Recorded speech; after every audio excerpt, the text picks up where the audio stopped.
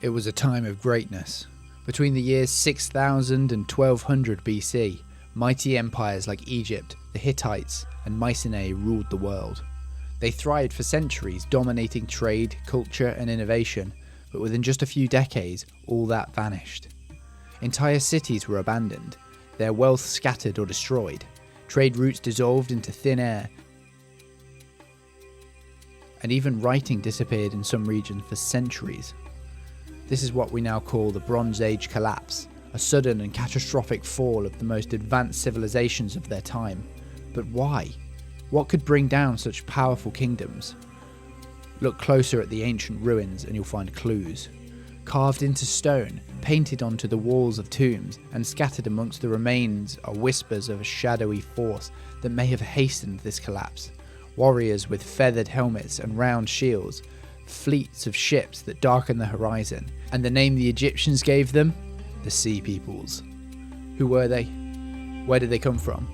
And how could they devastate such powerful empires? Stick with me, because the most likely fiery origin tale of these devastating nomadic marauders might change the way you see ancient history. Welcome to History Snob. Okay, picture a bustling port city on the Mediterranean coast. It's 12 centuries before the birth of Christ. Ships laden with exotic goods, gold, ivory, wine, and spices dock the harbour. Traders haggle in a dozen languages. Above it all, the palace of a great king gleams in the sunlight, built from the spoils of war and the riches of trade. This was the Late Bronze Age, an interconnected world where empires like Egypt, the Hittites, the Assyrians, and Mycenae thrived on trade, diplomacy, and shared technology. It was a golden age of monumental architecture, sophisticated governance, and cultural exchange. But this prosperity was also a fragile balancing act. These empires depended on complex trade networks for vital resources. Egypt needed cedar from Lebanon for its grand temples. The Hittites relied on tin and copper to make bronze weapons. Disruptions, whether from war, climate change, or internal strife, could destabilize everything. And in the late 13th century BC, cracks began to appear. Letters from this period reveal desperate kings begging allies for grain, warning of famine and unrest. The stage was set for a disaster. But what kind of disaster? And who or what was responsible for pushing these civilizations over the edge? It's time to meet the suspects, the mysterious so-called Sea Peoples.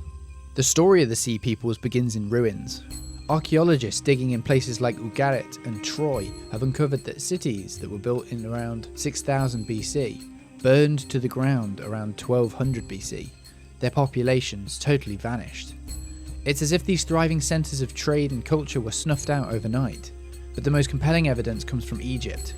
Inscriptions carved into the walls of the pharaoh Ramses III's temple at Medinet Habu tell of a terrifying enemy, a coalition of tribes from the sea who attacked Egypt by land and water. These inscriptions paint a dramatic picture. Long ships filled with warriors, their feathered helmets glinting in the sun. Behind them, carts loaded with families, livestock, and all their possessions. Ramses III boasts of facing them in a climactic battle, but the cost was high. Egypt, like its neighbours, was left weakened and scarred. What makes the Sea Peoples so unusual is that they didn't just attack, they seemed to migrate. They moved as a people, not just as an army. Who were they? Raiders? Refugees? Or something in between? The inscriptions offer no clear answers, but they do live as clues. To unravel the mystery, we have to follow the breadcrumbs, archaeological evidence, ancient texts, and a healthy dose of speculation. One popular theory says the Sea Peoples originated in the Aegean, where Mycenaean Greece was in turmoil. Could they have been displaced Greeks, fleeing the destruction of their own cities? Another possibility is Anatolia, modern-day Turkey, home to the collapsing Hittite Empire. Others suggest the islands of Sicily or Sardinia, whose warriors were known for their distinctive helmets and shields. The artifacts the so-called Sea Peoples left behind, pottery, weapons, and carvings, hint at a patchwork of multiple different cultures. It's possible that the Sea Peoples weren't a single group, but a coalition of tribes and communities, bound together by shared desperation. Famine, earthquakes, and war could have driven them to seek new lands. But why do they target great powers of the Bronze Age? And what makes their invasion so devastating? Between 1200 and 1150 BCE, the world burned. Archaeologists have documented a wave of destruction that swept across the Mediterranean. Ugarit, once a thriving hub of trade and culture, was annihilated so quickly that unfinished letters pleading for help were found buried in the rubble. Hattusa, the mighty capital of the Hittites, was abandoned. Mycenaean palaces, centres of wealth and power, were looted and left to crumble. The collapse wasn't just about cities falling. Trade routes disappeared, cutting off access to vital resources like tin and copper. Societies that had relied on centralised governments and international trade were left to fend for themselves. The survivors faced a grim reality, a world where the rules had changed and chaos reigned. It's easy to blame the Sea Peoples for this destruction. They were, after all, the ones wielding the torches and swords. But were they the cause? Or were they simply taking advantage of a world already on the brink? To answer that, we need to follow them to their final battle. The year was 1177 BCE. The Mediterranean world stood on the precipice of chaos.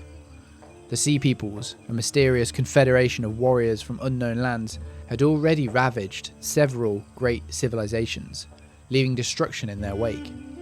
The mighty Hittite Empire had crumbled under their relentless onslaught. The cities of Ugarit, Mycenae, and Cyprus had been burned and looted, their once thriving cultures left in smouldering ruins. The Sea Peoples were a seemingly unstoppable force, sweeping across the ancient world like a tidal wave of destruction, and now they had their sights set on Egypt. Egypt, though still formidable, was a shadow of its former strength. The great empire of the New Kingdom, once a beacon of stability and power, had seen its resources stretched thin by years of internal strife and external threats. Yet Pharaoh Ramses III, one of the last truly powerful rulers of Egypt, refused to let his nation fall without a fight. He prepared his forces for what could have been one of the most decisive battles of ancient history. The clash took place in the Nile Delta. Picture it from the Egyptians' perspective, waiting in the reeds, ashore, for the entire Sea People's fleet to come within range. The waters of the Nile Delta are calm, the sun reflecting off the surface like molten gold. Egyptian soldiers crouched silently along the riverbanks, gripping bows, javelins, and Kopesh swords, their muscles tense with anticipation, the sails of the Sea People's fleets billowing as they navigate the river's channels. They are confident, having already laid waste to parts of Anatolia, Cyprus, and the Levant. But Egypt is prepared. Pharaoh Ramses III, having studied their movements, devised a brilliant strategy. Instead of meeting the invaders head-on in open combat, he lured them deep into the delta's winding waterways. His warships, smaller and more manoeuvrable than his enemies, lay in wait further upstream. On the banks, archers and infantrymen stand poised, ready to unleash a devastating assault. As the enemy ships sail past the kill zone, Ramses gives the signal. The first wave of attack comes from the archers, thousands of arrows arching through the air. The Sea Peoples, unprepared for such an ambush, scramble to raise their shields, but the storm of projectiles cuts through their ranks. Sailors collapse onto the decks, spilling blood over the planks. Before the enemy can recover, Egyptian war galleys surge forward, rowing in synchronized precision. The narrowness of the Nile Delta works against the invaders. While their larger ships struggle to maneuver, Egyptian vessels dart between them like crocodiles stalking prey. The Egyptians employ their harpoon tactics, using hooks and ropes to latch onto the enemy ships, preventing them from retreating. Soldiers armed with Kopesh swords and spears leap onto the enemy decks, engaging in brutal hand-to-hand combat. On the shore, more Egyptian soldiers wade into the shallow waters, finishing off those who attempt to swim to safety. The river turns red as warriors from both sides fall. Some Sea Peoples, realizing the battle is lost, jump overboard, only to be picked off by archers or drowned in the chaos. The Egyptian navy continues to encircle and crush the remaining ships, setting them ablaze or ramming them with sharpened prows. By the end of the battle, wreckage and bodies choke the water of the delta. The Sea Peoples, who had hoped to carve out a new home in Egypt, are instead slaughtered, captured, or driven into the desert. The inscriptions left by Ramses III depict a brutal and merciless fight. The Sea Peoples had been defeated, their ambitions of conquering Egypt shattered, their warriors lay dead, their ships in flames, their power broken, for now. But though Egypt had survived, the cost was immense. The kingdom emerged from the battlefield victorious, but grievously weakened. The treasury was drained, the economy in shambles, and its military strength severely diminished. The once mighty empire was now vulnerable. Though Ramses III had repelled the invasion, Egypt would never fully recover. The interconnected world of the late Bronze Age had already begun to unravel. Trade networks, once flourishing, had collapsed due to widespread destruction caused by the Sea Peoples. Without these vital connections, Egypt's economy dwindled, and internal strife began to rise. Over the following decades, the strain proved too great. By 1100 BCE, the empire had significantly declined, and within another 75 years, it fell into a period of fragmentation and weakness from which it would never fully emerge. So the big question: who were these almost unstoppable marauders that helped bring down some of the most powerful empires of the ancient world? And what could have driven them to unleash such chaos? One intriguing theory, considered the most likely, suggests that the Sea Peoples were refugees of a natural disaster, a catastrophic volcanic eruption in the north, possibly Helka in Iceland, or another massive eruption. Such an event could have darkened skies, cooled the climate, and triggered widespread crop failure.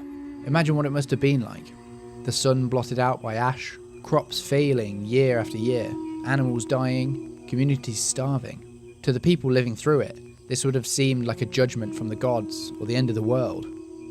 Facing such devastation, entire populations might have banded together, loaded their ships with everything they could carry, and set out in search of new lands. This might explain why the Sea Peoples moved in such large, organised groups. They weren't just warriors, they were families, men, women, children, seeking a future. Their arrival in the Mediterranean wasn't just an invasion, it was an act of survival, as they must have been looking south for a place where the sky wasn't engulfed in black cloud. And in their desperation, they helped bring an era to an end. Some of them may have settled in places like Canaan, in modern-day Palestine, where they became known as the Philistines and later Palestinians. Others may have been absorbed into the cultures they encountered, leaving behind only fragments of their identity.